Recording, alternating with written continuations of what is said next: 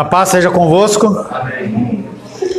Louvamos a Deus por mais este período diante do Senhor, que nós podemos meditar. Por favor, gente, encosta a porta aí, Carlos. O povo quer ficar para fora, deixa o povo lá, mas fecha a porta, por gentileza. Oi, Elô.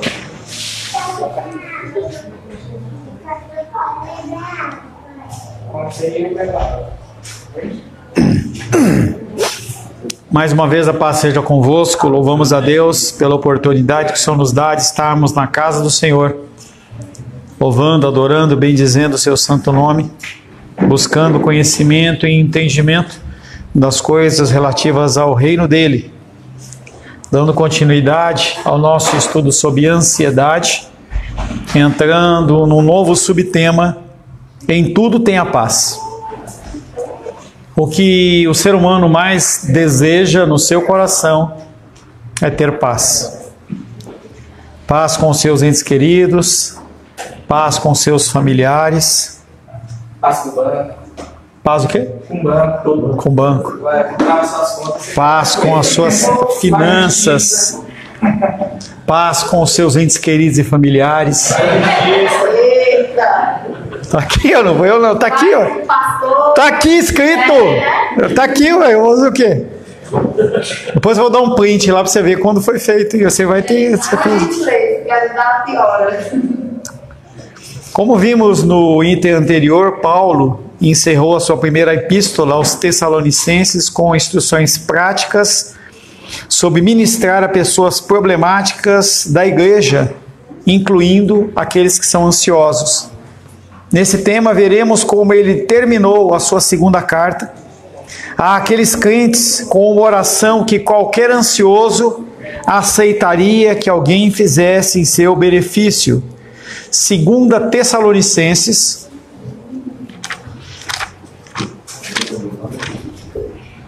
você já leu, Daniel?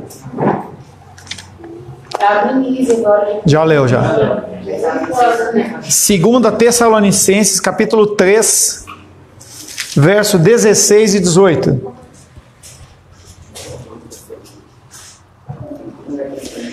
Segunda Tessalonicenses. Eu quero ver se você vai jogar fora esses matos aí, viu, Júlia? 3, 16 e 18. Ora, o Senhor da paz, Ele mesmo, os dê continuamente a paz em todas as circunstâncias. O Senhor seja com todos vós. 18. A graça de nosso Senhor Jesus Cristo seja com quem? Nós precisamos de paz. As lutas, elas nos tiram do eixo e fazem com que todas as outras coisas, elas sejam potencialmente piores. Você fica ansioso porque você não tem paz. Situações que você levaria e trataria com facilidade, porque você já gastou a sua energia com outras coisas, você fica sem paz e você não consegue lidar com as situações que antes você lidaria de uma maneira mais tranquila. Oração pela paz de Deus, não é uma paz qualquer, não é a paz que o mundo dá, não é a paz do banco, não é uma paz normal, é uma paz que excede todo entendimento. Quando o nosso coração ele está atribulado, a única paz que sobrevém e nos acalma é a paz que provém de Deus. A paz é comumente definida como uma sensação de calma, tranquilidade, quietude, satisfação, contentamento e bem-estar que sentimos quando todas as coisas estão acontecendo de modo como havíamos previsto. Ou seja, dificilmente nós temos paz, porque a grande maioria das vezes o que nós vemos são situações que nos saem do controle. Nós queremos que as situações elas estejam no controle, mas nós não controlamos, nós fazemos planos, mas quem coloca em prática os planos é o Senhor. Essa definição desta paz, sendo definida como calma, tranquila, quietude e tal, ela é boa, mas ela é incompleta. Porque essa sensação ela pode ser produzida por um calmante. Se você tomar um calmante, e a gente vê muitas médicos ou pseudomédicos trazendo medicamentos, a pessoa está ansiosa e aí você toma o medicamento. E ela está deprimida e ela toma o medicamento. Aquilo não resolve, porque não tratou a causa da coisa. É aquele exemplo sempre que eu dou para vocês. Se a pessoa ela está com febre e ela tomar um antitérmico, a febre vai baixar. Só que a infecção ela continua dentro do coração do ser humano. Por que que... Essa bateção, achei que você que está batendo aí? Não. Por que que a pessoa que começa a tomar esses medicamentos, elas não param nunca? Porque não resolve o problema do coração. Não resolve. Então, essa definição de ter calma, tranquilidade, ela é incompleta, porque essa sensação ela pode ser produzida pelo calmante. Ela pode ser produzida por álcool. Você está nervoso, está chateado, está invocado, está com algum problema, o que você faz? Toma uma pinga? Claro que não, né? Você é crente, nem no teu freezer não tem nenhuma apologia a isso, né? Nem ouviu o que eu falei. Entendeu? Tá longe. Você tá olhando assim longe. Dá um déjà vu, né? Pode ser trazido também pelo álcool. Inclusive, nem no freezer da pessoa tem nenhum tipo de apologia, esse tipo de coisa. Agora viu? Entendeu? O álcool, ele nos traz paz? Na grande maioria das pessoas, sim. Ela amortece a pessoa. Você pode fazer alguma técnica terapêutica, vai lá fazer a yoga, e eu não estou condenando a prática da yoga, mas você pode fazer, mas se você não resolver o problema do seu coração, novamente você vai precisar passar por aquilo. Uma soneca à tarde, uma herança que você ganha de alguém, ela te traz uma paz, mas não é a paz que a gente precisa realmente. A presença de um amigo ou alguém que você ama, falando algo no seu ouvido, também pode trazer paz. Então aquela frase que o marido olha para a esposa e fala, vai dar tudo certo. Essa frase, ela tem um efeito sobre o coração da mulher enorme, porque ela quer que aquele homem que foi colocado por Deus para cuidar dela, ele possa falar, deixa que eu resolvo, deixa que eu tomo conta. Eu não entendi a segunda parte. Opa, é mesmo. Desculpa, hein? Se você estivesse presencialmente, com certeza você não estaria. Deixa pra falar depois que eu dar o link aí, vou entrar. Vamos lá, uma pausa psicológica para você.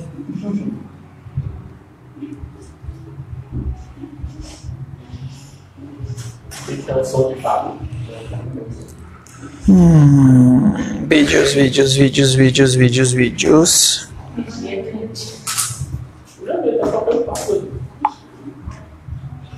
Igreja.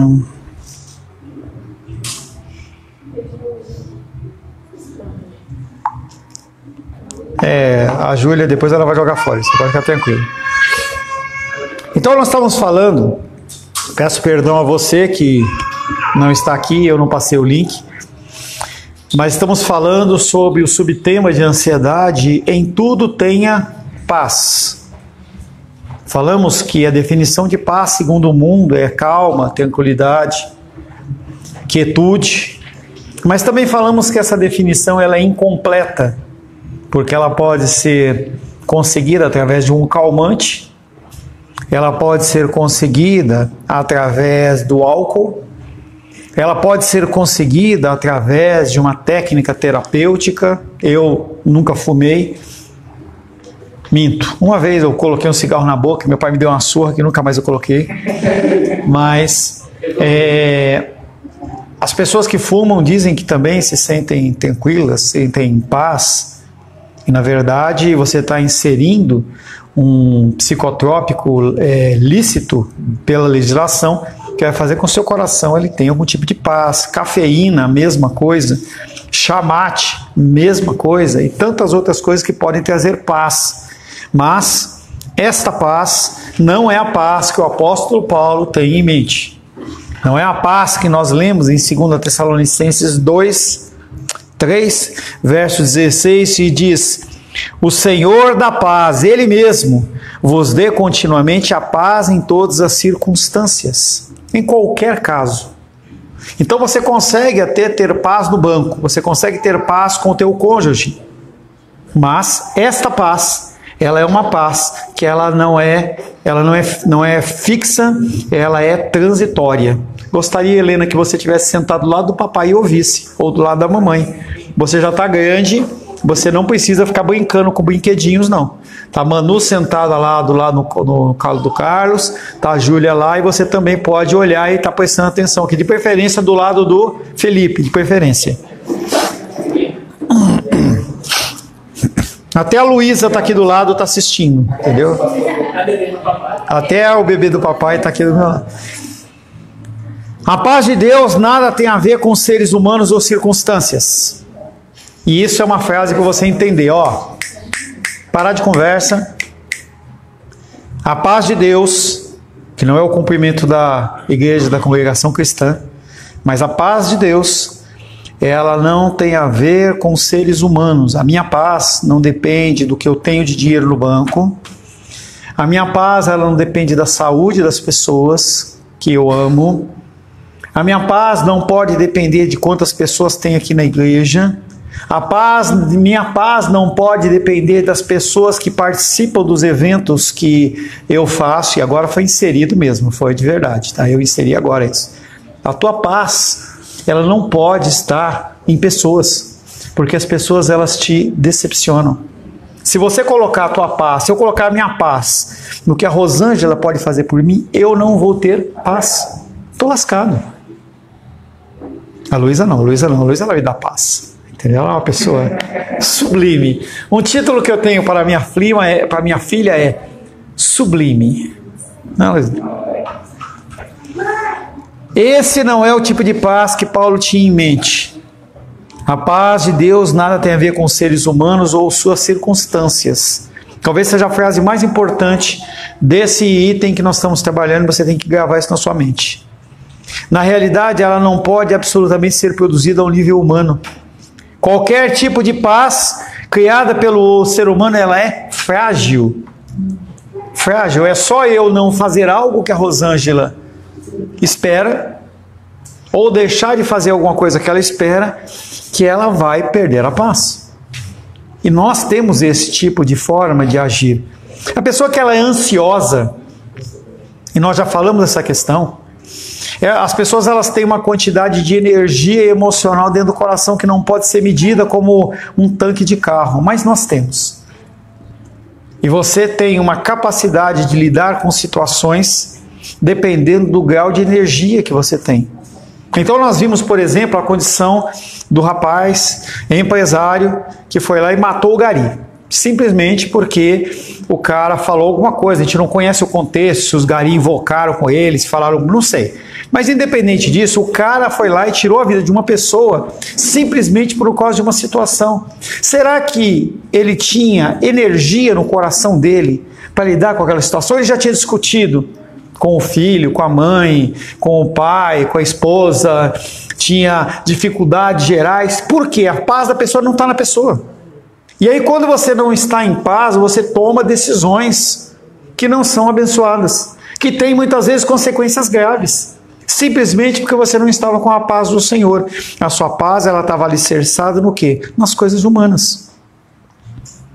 Qualquer tipo de paz criada pelo ser humano, ela é frágil.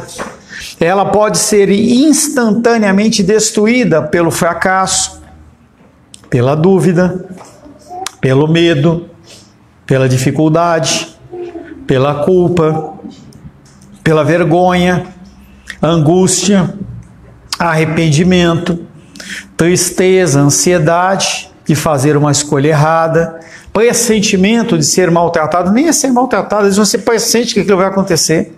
Pressentimento. Talvez seja uma das dificuldades grandes que nós temos. Porque a cultura popular diz que gato escaldado tem medo de água fria. E aí, quando você já passou por uma situação, Você olha para aquela situação que está aparentemente se formando e você turba, você bagunça o seu coração. Seu coração ele fica mexido. E ali você já começa a gastar energia. Porque você está com um pressentimento de que aquela coisa pode acontecer. Ser vítima de alguém, incerteza em relação ao futuro e qualquer desafio à nossa posição ou posses. Experimentamos essas coisas diariamente. Diariamente você experimenta esse movimento do mundo, diria inclusive de Satanás e seus demônios, com o objetivo de fazer com que a sua paz ela seja alicerçada em coisas. Porque quando você está numa situação em que você percebe, por exemplo, que você está com uma dificuldade financeira, o teu foco ele sai da cruz, sai do foco da paz que era de Deus, e você começa a se preocupar com uma coisa como essa. E entenda que a gente sempre ensinou, você pode fazer algo, faça. Não pode fazer algo, confie em Deus. Não que você não confie no que você pode fazer. Mas a gente tem que tomar um cuidado muito grande, porque às vezes você não pode fazer absolutamente nada em relação àquilo, e você vai se preocupar com uma coisa que vai tirar a sua paz. Você não vai conseguir olhar para as coisas do Senhor. Na igreja as pessoas têm essa dificuldade. Quando eu estou... Heloísa, senta lá do lado da mamãe. Senta do lado da mamãe. A Helena já está bonitinha do lado do papai.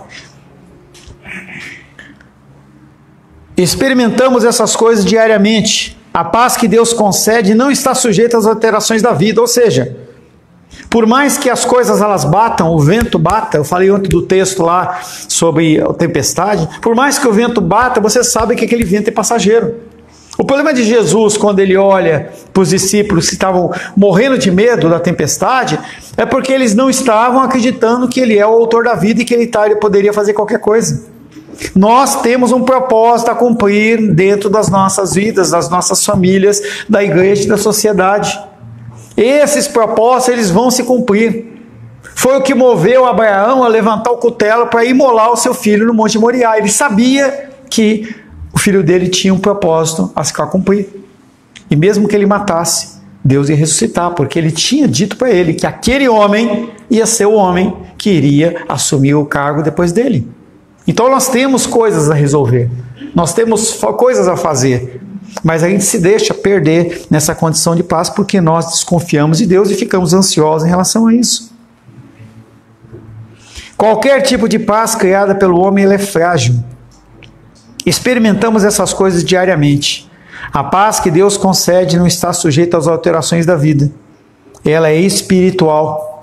Uma atitude de coração e mente quando cremos, e assim temos a certeza de que tudo está bem entre nós e Deus. E nós vemos relatos e relatos e relatos de homens e mulheres ao longo da história, não só nos evangelhos, não só no cristianismo, não só no Antigo Testamento, mas na história da igreja, de pessoas que elas iam para a morte na cruz, confiantes que Deus estava no controle. A cena do Coliseu Romano, com mais de 80, 50, 60 mil pessoas lá, e as pessoas querendo a morte dos cristãos, soltar os cristãos lá dentro do meio do Coliseu, e os leões vêm para cima para matar, e os caras estarem em paz. Não vi ninguém correndo desesperado, o relato não fala isso. Imagina que você está numa situação dessa, em que o leão está ali, está você, está o seu filho, está a sua filha, e aí o leão ele está vindo para matar. Será que você vai ter paz? Eles tiveram paz. Por quê? Porque a paz dele não estava naquele momento, estava em Deus. O apóstolo Paulo falava, eu sei sentir dor, eu sei estar bem, eu sei ter comida, eu sei que eu posso morrer, e se eu morrer vai ser maravilhoso, porque eu vou encontrar com o meu Senhor. Se eu não morrer, eu vou ficar aqui, que também vai ser maravilhoso, porque eu vou servi-lo aqui na terra. A paz dele não estava nas coisas humanas, estava em Deus. E a gente permite que as coisas humanas elas nos afligem. É claro que se você pudesse cercar de coisas para que você não perca essa paz, em especial, por exemplo, na área financeira. Se você pode cercar a tua vida financeira, não deixar de fazer coisas, mas ter uma vida sóbria e você saber administrar os recursos, você vai passar por menos dificuldades dentro dessa área. Mas mesmo assim, eu não estou confiando no meu dinheiro, estou confiando no Senhor. Já contei isso várias vezes para vocês. Titia nos abençoava financeiramente na nossa casa. Rosângela sabe muito melhor do que qualquer um aqui, além de mim. E quando ela faleceu, o temor tremendo no meu coração. E eu sabia que antes dela falecer, eu falei, Deus, eu sei que se eu confiar nela, o Senhor vai tirar para provar o meu coração. E eu sei que Deus não tirou por causa disso. Tirou porque era o momento certo. Era o momento do meu crescimento espiritual, financeiro, da confiança no Senhor. Mas aquilo não tira a paz. E o Senhor tem abençoado desde então, sei lá quantos anos já tem. 5 anos, sei lá, acho que quase. Em que a gente consegue continuar vivendo. E o Senhor ele vai dando. Por quê? A paz no coração. E a gente tem que ter sobriedade no controle das coisas. Além disso, temos a segurança de que Ele, Deus, está amorosamente no controle de todas as coisas. João 3,16 diz que Ele deu o Filho dele unigênito para que todo que nele crê não pereça, mas tenha vida eterna. Se Ele nos deu o bem mais precioso dele, será que Ele não vai nos conceder graciosamente outras coisas? Ou as coisas que necessitamos? É por isso que a gente tem que ter um cuidado muito grande com o nosso tempo. Porque às vezes você fica correndo atrás do vento, achando que, poxa, eu vou trabalhar. E eu não estou dizendo para você não trabalhar, trabalhe, mas entenda que você não vive por causa do seu trabalho. Se você vende um balde de rosas ou vende 10 baldes de rosas, a provisão é do Senhor, continua sendo. E às vezes as pessoas elas deixam de fazer o que tem que ser feito, simplesmente porque eu quero mais, eu quero aproveitar essa onda. Temos que aproveitar as ondas, mas nós temos que ser sóbrios em relação à orientação do Senhor. Porque senão a gente vai colocar a nossa confiança na nossa força, no nosso saldo, no estoque, na loja, no trabalho, no caminhão, no que quer que seja. E a gente deixa de viver. E quando qualquer dessas estruturas que nós criamos, elas tremem um pouco, a gente já perde a paz.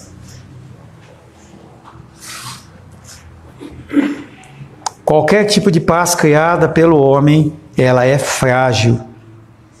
Além disso, temos a segurança de que Ele, Deus, está amorosamente no controle de todas as coisas. Como cristãos, devemos saber com certeza que os nossos pecados, eles foram perdoados. Foram perdoados na cruz do Calvário. Que Deus se preocupa com o nosso bem-estar e que o céu é o nosso destino. Deus, ele se preocupa, não no sentido de que ele está lá, ai, será que, poxa, o Felipe, não é esse tipo de preocupação, é no contexto de ele preparar as coisas para o nosso caminhar. Ele sabe quanto nós podemos suportar de lutas e dificuldades. E ele permite que isso aconteça para que a gente cresça. Quanto mais você apanha, mais você cresce. Ninguém cresce a não ser na barriga, sem fazer nada. A gente cresce na dificuldade. É ali que você se reinventa. A gente viu com a pandemia, em que as pessoas não podiam trabalhar. Incrivelmente, todos que trabalham aqui, a maioria pelo menos, que trabalha aqui com o comércio, ninguém passou fome. Como foi isso? Como que você pode explicar que você que vendia, basicamente todos faziam isso, que você vivia por base de venda de rosas no varejo e você não passou fome? Como que explica isso? Não tem explicação. É a hora que a gente vê aquela questão de que as pessoas trabalhavam o primeiro ano, colhiam no segundo, terceiro, quarto, quinto, sexto, parava o sétimo. E iam plantar no oitavo, para colher no nono. E a palavra de Deus diz que quando eles estavam colhendo do nono, eles estavam comendo ainda do sexto. Sobrenatural. Vocês viveram isso. Vocês viveram isso. Não havia a loja do Alice, não havia a loja do Felipe, não havia. E vocês passaram por lutas e dificuldades? Sim, mas não faltou. Como é que a gente esquece disso? Como que a gente esquece disso? Como cristão, devemos saber com certeza que os nossos pecados eles são perdoados. Você errou, peça perdão ao Senhor. Mas esse perdão já foi concedido para você, independente de você se arrependeu ou não. Ele se preocupa com o nosso bem-estar. E nós temos o maior prêmio, que chama-se viver a eternidade ao lado do Senhor. Se tudo der errado aqui, A gente tem que lembrar daquela história que fala que morreu o Lázaro e o rico. E o Lázaro estava no seio de Abraão. E Deus fala para ele: você, por rico, você viveu em abastança com muitos recursos sem se preocupar com nada na terra. E ele em sofrimento. Agora ele está bem, você está em sofrimento. Nós temos um prêmio maior. Mesmo que qualquer um de nós seja desprezado, magoado, entristecido, você já recebeu o prêmio maior, que é viver a eternidade ao lado do Senhor. Não há uma coisa melhor que essa. A paz de Deus é a nossa posse e privilégio por direito divino. Não é porque eu me esforcei, mas é porque Ele concedeu. Consideremos primeiro a origem desta paz. Primeiro, essa paz, como já falamos, ela não vem do meu relacionamento com a minha esposa, não vem do meu relacionamento com a minha filha, não vem da minha condição financeira, não vem da minha saúde, se eu tenho dor, se não tenho dor, se eu sou amado, se eu não sou amado, não tem nada a ver com isso. A paz que nós estamos falando é uma paz que procede de Deus, é a paz divina. Essa paz é definida de vários modos em 2 Tessalonicenses 3,16, que nós já lemos, deixa que eu leio aqui que já está aberto. Ora, o Senhor da paz, Ele mesmo os dê continuamente em paz. A paz é em todas as circunstâncias. O Senhor seja com todos vós. Como se preocupar se você tem a figura divina de Deus ao seu lado? Acabou de passar uma Porsche conversível aí, né? Entendeu? Você tem o Senhor caminhando do seu lado. A expressão, para começar, a paz ela é divina. O Senhor da paz é aquele que a concede. A expressão Ele mesmo que concede, Ele mesmo, é enfática e salienta o envolvimento pessoal do Deus Todo-Poderoso. A paz cristã é única para os cristãos e vem para eles, vem dele. Então, o cara que está no mundo, ele não tem essa paz. Por mais que você fale, a paz seja convosco, se ele não tiver Cristo no coração, a paz dele volta para você. Porque ele não tem a paz de Deus. E se eu não tenho paz? Como é que é? E se eu não tenho paz? Então você não tem Cristo. O atributo, quando a gente vai lá no fruto do Espírito, e o fruto do Espírito é? Amor, alegria e paz. Paz. Se você não tem paz, você não tem Cristo. O problema é você confundir esta paz divina com a paz humana. Então, se você está com o teu coração sem paz, é porque a sua paz ela está sendo apoiada em condições humanas. Afinal de contas, se eu fiz com o outro, por que o outro não tem que fazer comigo? Que é a condição do que nós já falamos, bem-aventurados misericordiosos. É que vocês estão aqui, ouvem, mas vocês esquecem de que quando vem a luta, é nesse momento que você tem que aplicar. E não quer dizer que eu faça isso. Eu estou dizendo que é o que tem que ser feito. Há 1 ou 2 semanas atrás eu falei, não espere que a sua misericórdia com os outros seja devolvida para você, porque ela não vai ser. Porque se for, é troca. Então eu sou bom com a Rosângela para a Rosângela ser bom comigo. Eu sou bom com o Felipe para o Felipe ser bom comigo. Se eu chamar a atenção do Felipe, quem sabe ele não vai querer fazer o louvor. E agora? Então eu vou ser bonzinho com ele. Não, não é isso que funciona. Por isso que o nosso suporte é Deus. Você não pode esperar receber na mesma moeda, que foi o que nós vimos no módulo antes do intervalo. Você está esperando que a pessoa ela faça o bem com você porque você fez o bem com ela. E se ela não fez, agora vai. Agora eu vou mandar mensagem, eu vou gritar, eu vou brigar, eu vou mostrar para a pessoa de todo o coração que eu estou incomodada com ela. Não que a pessoa ela tem que ser amada. Porque a gente acha que a gente merece. O que nós merecemos? O inferno. Se fosse nada, estava bom. O inferno. O inferno. E a gente continua agindo como se a gente tivesse direito a alguma coisa. A paz cristã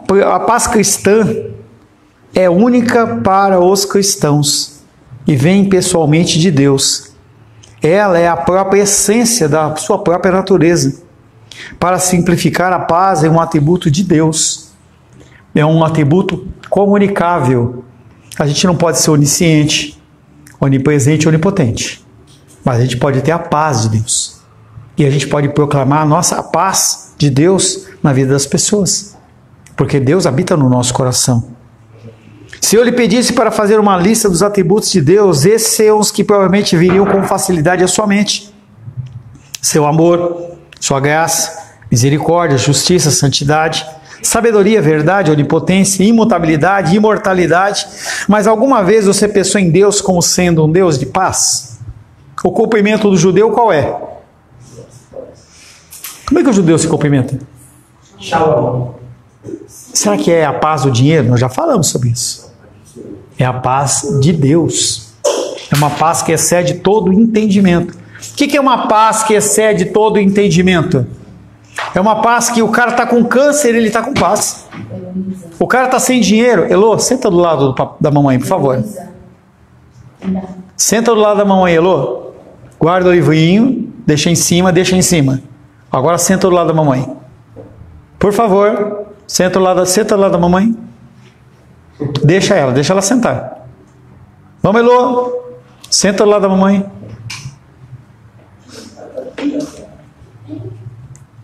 Pastor, ele pediu um Piper que é bendito seja o meu câncer.